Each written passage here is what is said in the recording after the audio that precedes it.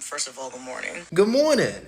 That was nice. I wasn't expecting that. Let me make this very clear to the weakest among us, white women and black men. Y'all owe us a Kamala Harris president.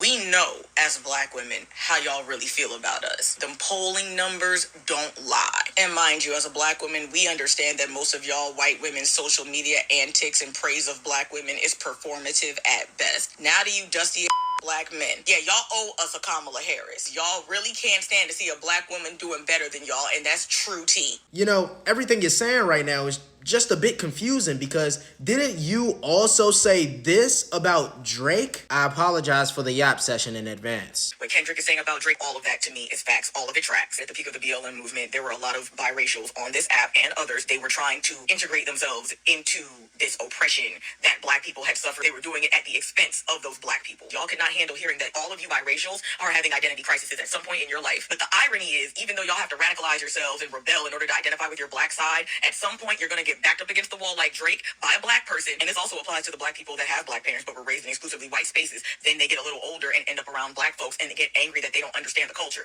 Baby, that's not our fault. How dare we be better equipped to be black than you? That's not a black man responding to a beef and a diss track from another black man. That is a white man doing his best to reference something black. Y'all told Drake he was black. Drake ain't ever told you that. So let me get this straight. You agree with this hate narrative that Drake isn't really black because he grew up separated from blackness, whatever that is. In his older age, he's continued to surround himself around things other than primarily blackness. He dips in and out of various cultures, and one of his main methods of validation is to appease black listeners by essentially appropriating what he believes blackness truly is. And yet, you have absolutely no issue calling Kamala Harris a black woman who represents this blackness on the big stage, and people should vote for her because of this blackness. But according to your own framework, she would be doing the same exact things that you're accusing Drake of doing.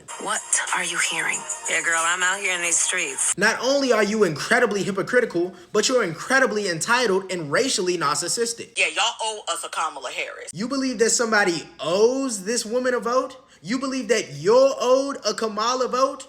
Why? You all helped us win in 2020, and we're going to do it again in 2024.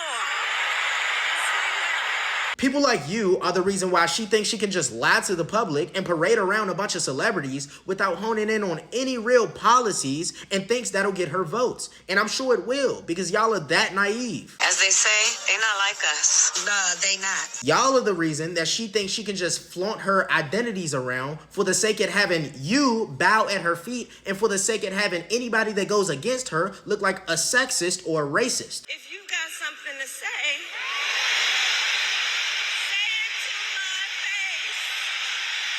it's not about whether she's Indian. It's not about whether or not she's actually black. It's not about whether she's a woman. What is she doing for the country? All you said throughout your entire video was basically all black women are the same. All black men are the same. All white women are the same.